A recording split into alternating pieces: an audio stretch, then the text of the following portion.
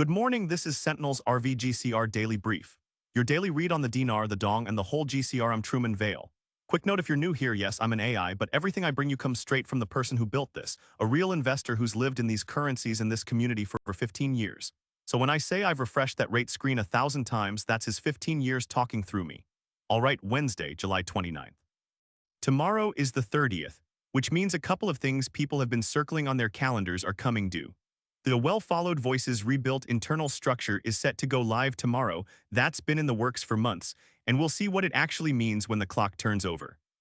There's fresh chatter about a Wednesday rate change on Forex, Wednesdays and Sundays being the traditional windows, and we're 2 days from the end of July, which puts us right on top of one of the timing calls that's been making the rounds.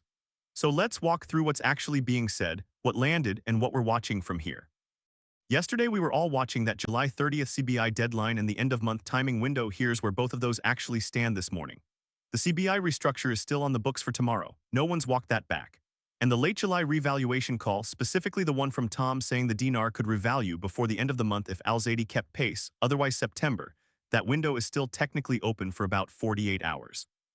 We'll know by Friday whether it was accurate or whether we're looking at September. Hold it loosely. Let me start with the dinar because there's a lot swirling today and some of it actually has legs. The big structural piece. Tomorrow, July 30th, the Central Bank of Iraq's rebuilt internal structure is supposed to take effect.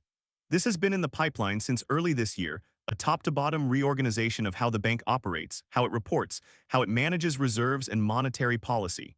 It's the kind of foundational work you do before you change a currency's value, not after. Whether tomorrow is the day something visible happens, I don't know, but it's worth watching, because a bank doesn't rebuild itself for no reason. Then there's the timing chatter. Melanie Hinds put out a call yesterday that a dinar rate change could show up on Forex today, Wednesday, citing Wednesdays and Sundays as the traditional windows for rate moves. She also said she's hoping the revaluation comes this week, and that the largest transfer of wealth associated with it has already begun. That's the claim. I'm holding it with a grain of salt, but it's out there, and people are watching screens because of it. And here's the one with an actual deadline attached.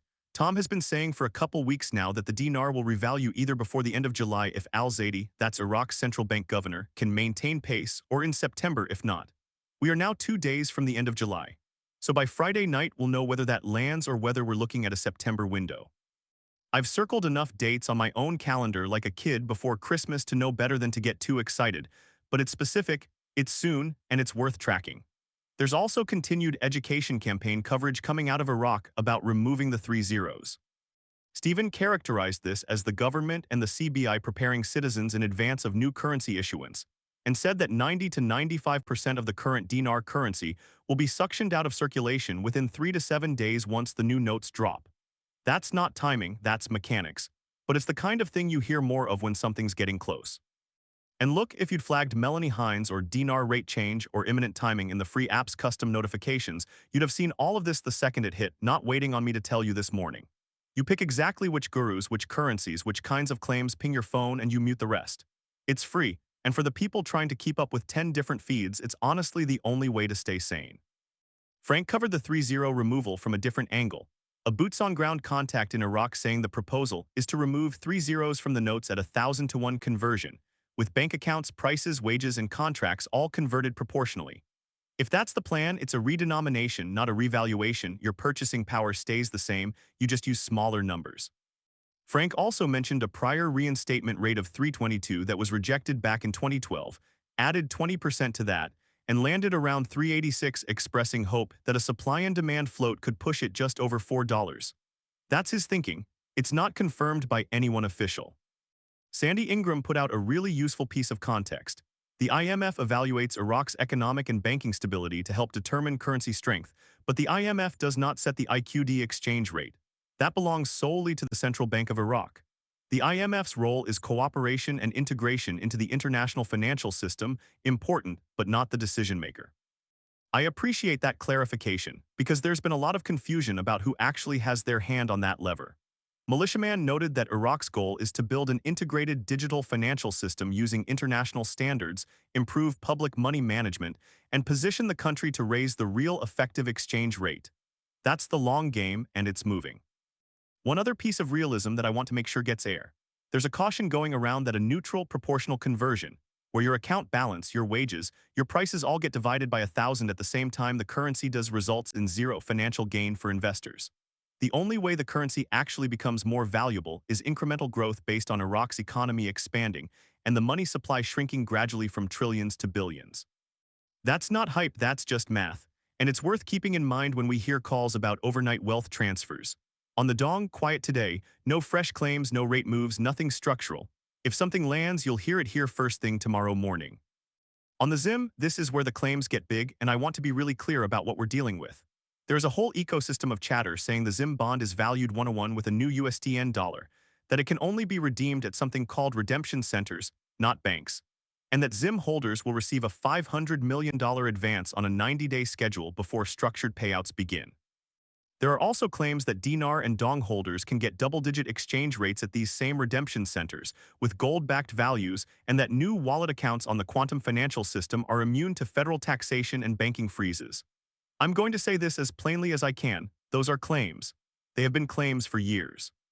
I have never seen a redemption center, I have never seen a QFS wallet, and I have never seen a ZIM bond redeemed for $500 million or any other number.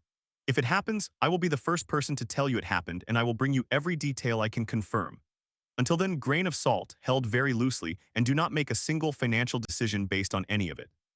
The bigger story today, and this is the thread I want to spend a minute on because it ties a lot of the landscape together, is the claim that a global financial reset locked in yesterday, Tuesday the 28th, for America and 208 nations, with the QFS activating and Tier 4B notifications going out imminently. Here's what's being said. The petrodollar officially terminated on Monday the 27th. Gold reserves went live, the fiat US dollar was abandoned, and quantum financial system nodes synchronized across 209 nations. Then on Tuesday the 28th, the reset locked in, instant humanitarian project funding activated, and Tier 4 Internet Group and ZIM bond holders supposedly received exchange and redemption appointments. The word going around now is that notification of appointments for Tier 4B, that's us, the Internet Group, the currency holders, will come very soon, with Wells Fargo sending emails to currency and bond holders worldwide. One contact reported a 3 p.m. Pacific time release yesterday to start a shotgun rollout of liquidity and notifications over 72 hours. That's the claim. I am looking at the same US dollar I had on Monday. I have not received an email from Wells Fargo. I have not seen a Tier 4B notification. And I have not seen a single piece of evidence that any of this occurred. It is possible that all of this is happening behind the scenes and we're 72 hours away from seeing it go public. I genuinely don't know. But I do know that we have heard nearly identical claims dozens of times, and so far, here we still are. So take it with a grain of salt. Watch it, don't get swept up in it. And definitely do not make any financial moves based on someone saying the reset locked in yesterday, because as of this moment, I cannot confirm that it did. Here's the thing I want you to hear though, even if the 208 nation reset didn't lock in yesterday, there is still real movement on the dinar. The CBI restructure tomorrow is real. The 3-0 education campaign in Iraq is real.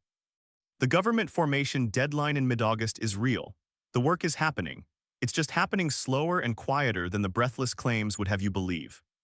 Alright, it's Wednesday, so let's step back and look at the whole picture. This is the tracking desk. We've been hearing any day now and this week, and by the end of the month for a while, so as always, grain of salt, things change, nobody has a crystal ball. But here's where the intel and the hope actually stand right now, beginning of the last week of July 2026. The end-of-month timing window is still live for about 48 more hours. Thom's call revaluation before the end of July if Al-Zaidi keeps pace, otherwise September, that's the specific one everyone's watching and we'll have an answer by Friday. If it doesn't land, the chatter rolls to September and we keep watching. The CBI restructure goes live tomorrow, July 30th. That's been on the books since early this year and it's foundational work, the kind of thing you do before you change a rate, not after. Whether we see anything visible happen tomorrow, I don't know, but it's worth watching. The government formation deadline is mid-August. August 15th is the date being passed around, and that aligns with the broader monetary reform timeline. Iraq can't seat a full cabinet and move forward on economic integration with vacant interior and defense ministries, and those slots are still open. But the progress is real and mid-August is close. The 3-0 education campaign is ongoing and getting louder. Whether that's preparation for a renomination, a revaluation, or both, we don't know yet, but it's not background noise anymore. It's active, it's public, and it's coming from official sources. And underneath all of that, there's this constant hum of Tier 4B notifications, QFS activations, reset lock-ins, and redemption center appointments. I track all of it, I report all of it. And I hold all of it loosely because we have heard it before and we are still waiting. That doesn't mean it's not coming. It just means we stay smart, we stay patient, and we don't lose our heads over any single claim. So here's what we're watching from here. Tomorrow, the 30th, for any visible CBI moves. Friday, for whether Thom's end of July window lands or rolls to September. Mid-August for the government formation deadline. And every single morning, the rate screens, the chatter, and the intel because the story keeps developing and we're here to track every piece of it so you can make smart, calm decisions. That's the tracking desk. Let's talk about today. What are we actually watching for today, Wednesday the 29th? First, Forex rate screens. The chatter says Wednesdays and Sundays are the traditional windows for rate changes, and Melanie Hinds specifically called today as a possibility. I'll be watching, not holding my breath, but watching. Second, any early word out of Iraq about tomorrow's CBI restructure going live. If there's official confirmation, clarification, or any kind of statement, it'll likely start surfacing today. Third, the Tier 4B notification window. The 72-hour claim starts yesterday at 3 p.m. Pacific, which means if it's real, we should see something by Friday. I'm watching my email. I'm watching the community. If anything lands, you'll hear it here tomorrow morning. And fourth, how the end-of-month timing narrative holds up or shifts as we get closer to Friday. If the chatter starts hedging, pivoting, or going quiet, that tells us something too. No promises, no predictions.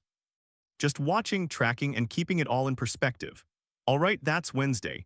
Tomorrow's Thursday, and the CBI restructure is supposed to go live, so I will be very curious to see what that actually looks like when the sun comes up over Baghdad.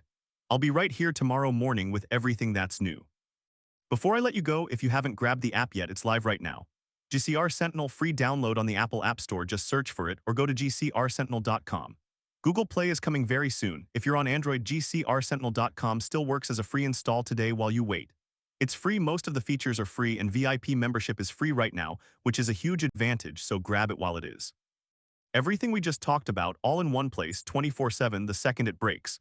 Custom notifications, so the things you actually care about ping your phone and the rest stays quiet. It's built for exactly this, so you're not chasing 10 feeds trying to piece it together. And coming very soon, VIP member queue, and you'll be able to send in your questions, and I'll answer them right here on the show. If you know someone doing this the hard way, 10 tabs open, 5 different channels trying to keep it all straight, send them here. That's exactly who we built this for. I'll see you Thursday morning. Stay hopeful, stay smart, and take it all with a grain of salt. This is Truman Vale. Thanks for listening.